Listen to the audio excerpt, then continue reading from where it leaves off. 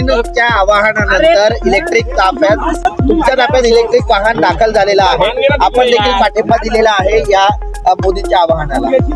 खरं म्हणजे देशाचे प्रधानमंत्री नरेंद्र मोदीजी यांनी एकदा दोनदा पुन्हा त्यांनी जे आवाहन केलं ते अतिशय मोदीजींनी गांभीर्याने घेतलेलं आहे आणि हे आपण देखील गांभीर्याने घेतलेलं आहे, घेणं आवश्यक आहे. कारण प्रधानमंत्री मोदीजींनी एकदा दोनदा तीनदा जे आवाहन केलं ते भविष्यामधली परिस्थिती आपल्या देशाची युद्ध जरी दुसऱ्या देशात सुरू असलं तरी सुद्धा त्याचे परिणाम, युद्धाचे परिणाम इतर देशांना भोगावे लागतात.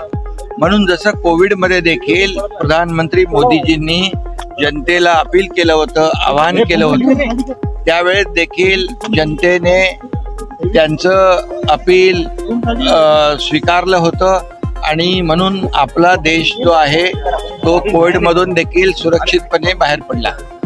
आता हे जे अपील केलेलं आहे, आवाहन केलेलं आहे, राष्ट्रहित डोळ्यासमोर ठेवून, देशहित डोळ्यासमोर ठेवून केलेलं आहे आणि त्यामुळे आपण युद्धजन्य परिस्थितीमध्ये सर्वांनी, सत्ताधारी पक्ष असेल, विपक्ष असेल, सर्वांनी एकत्र येऊन या परिस्थितीला तोंड दिलं पाहिजे.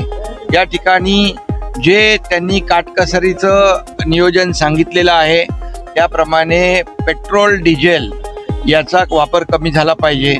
इतर जे काही आपले जे डॉलर ज्याच्यावर खर्च होतात, इम्पोर्ट जे आपण करतो, आता क्रूड ऑइल मोठ्या प्रमाणावर आपण इम्पोर्ट करतो आणि त्यामुळे हे कमीत कमी त्याच्यावर काटकसर करून ते कमीत कमी त्याचा वापर झाला पाहिजे असं आवाहन मोदीजींनी केलं.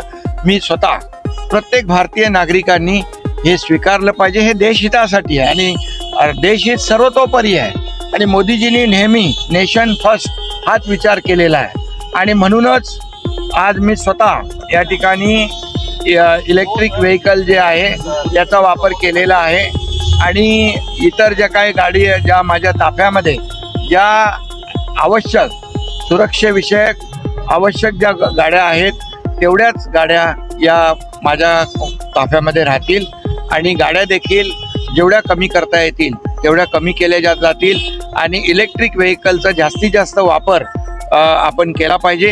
याची सुरुवात मी केलेली आहे.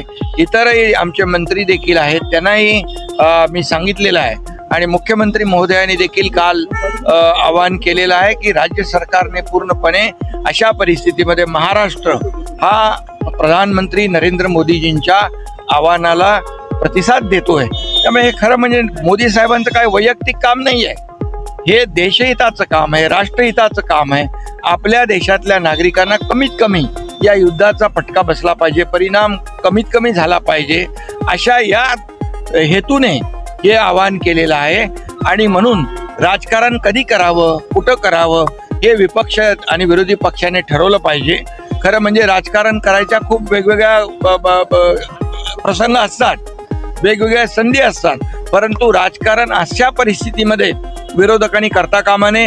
हे केवळ राजकारण आहे आणि मोदीजींच्या विरोधामध्ये त्यांना बदनाम करण्यासाठी हे सगळं जे काही सुरू आहे त्यांच्या हातामध्ये काही नाही आहे. मोदीजींच्या पाठीमागे 140 कोटी जनता आहे. म्हणून तर पश्चिम बंगालमध्ये, आसाममध्ये जो काही विजय मिळालेला आहे हे याचं जे काही परिणाम दृश्य स्वरूप दिसतंय आणि म्हणून मी देखील महाराष्ट्रातल्या नागरिकांना आणि सर्वांना आवाहन करतो की आपण याची पेट्रोल, डिझेल जे काही त्याची कमीत कमी त्याचा वापर कसा होईल, नियोजन कसं होईल या दृष्टीने आपण पाहिलं पाहिजे. हे देशहितासाठी, राष्ट्रहितासाठी आवश्यक आहे. सर, मुख्यमंत्र्यांनी आदेश केले की आता विमानं देखील आता वापरता येणार नाही.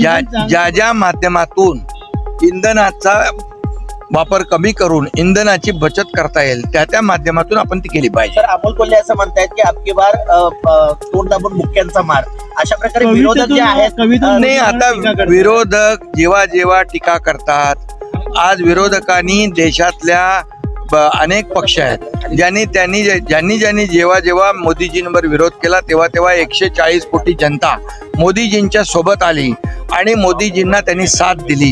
आणि आज काँग्रेसची काय परिस्थिती आहे देशामध्ये, किती वेळा टीका करतात, देशात पण करतात, बाहेर पण जाऊन राहुल गांधी टीका करतात आणि त्याचा परिणाम त्यांना भोगावा लागतो. जनता जी आहे ती सुज्ञ आहे, ये पब्लिक है, सब जानती है आणि म्हणून विरोधकांनी याच्यामध्ये राजकारण करू नये.